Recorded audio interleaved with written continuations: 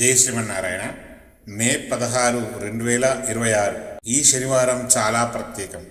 ఎందుకంటే ఈరోజు అమావాస్య, శనివారం, శని జయంతి కూడా.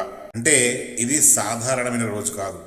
13 సంవత్సరాల తర్వాత వచ్చినటువంటి అరుదైన శని అమావాస్య యోగము.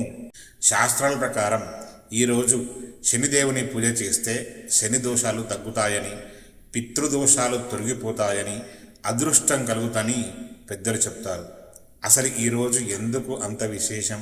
ఈరోజు ఏం చేయాలి, ఏం చేయకూడదు, ఇప్పుడు పూర్తిగా తెలుసుకుందాం. అమావాస్య శనివారంతో కలిసిన రోజును శని అమావాస్య అంటారు. శనివారం అంటే శనిదేవునికి ప్రీతికరమైనటువంటి రోజు.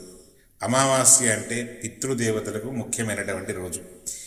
ఈ రెండు ఒకే రోజు రావడం చాలా శక్తివంతమైనటువంటి యుగంగా భావిస్తారు.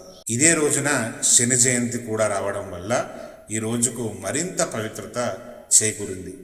కొన్ని జ్యోతిష్య వర్గాల ప్రకారం ఇలాంటి కలియుగ చివరిగా సుమారు 13 సంవత్సరాల కింద వచ్చిందని చెప్తూ ఉన్నారు.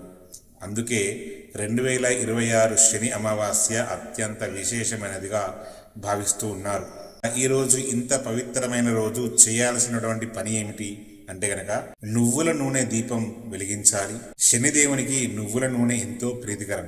శనీశ్వర ఆలయంలో లేదా ఇంట్లో ఈ దీపాన్ని వెలిగించండి. నల్ల నువ్వులు, నల్ల బట్టలు, ఇనుము వంటివి వాటిని దానం చేస్తే శని దోషాలు తప్పకుండా తొలగిపోతాయని విశ్వాసం. అమావాస్య రోజున పూర్వీకులను స్మరించి తర్పణాలు వదిలిపెడితే గనక పితృదేవతల ఆశీర్వచనం లభిస్తుంది. హనుమాన్ చాలీసా చదవడం వల్ల శని బాధలు తగ్గుతాయని చెబుతూ ఉంటారు. అయితే ఈరోజు చేయకూడని పనులు ఏమిటి?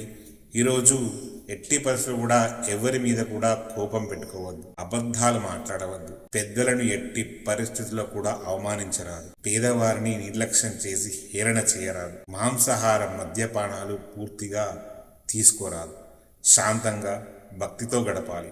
కాబట్టి ఈ నెల అంటే మే 16, 2026 శనివారం వచ్చే ఈ పవిత్రమైనటువంటి శని అమావాస్యను ఎట్టి పరిస్థితుల్లో కూడా వదలకండి. భక్తితో పూజలు చేయండి, దానం చేయండి, శనిదేవుని కటాక్షం పొందండి. మీరు ఈరోజు ఏ పూజ చేస్తున్నారు? మీరు ఈరోజు ఏ పూజ చేయబోతున్నారు? కామెంట్స్లో తప్పకుండా చెప్పండి. ఇలాంటి ఆధ్యాత్మిక వీడియోల కోసం మా ఛానల్ సబ్స్క్రైబ్ చేసుకోండి. బెల్ ఐకాన్ కొట్టడం మర్చిపోవద్దు. జై శ్రీమన్నారాయణ.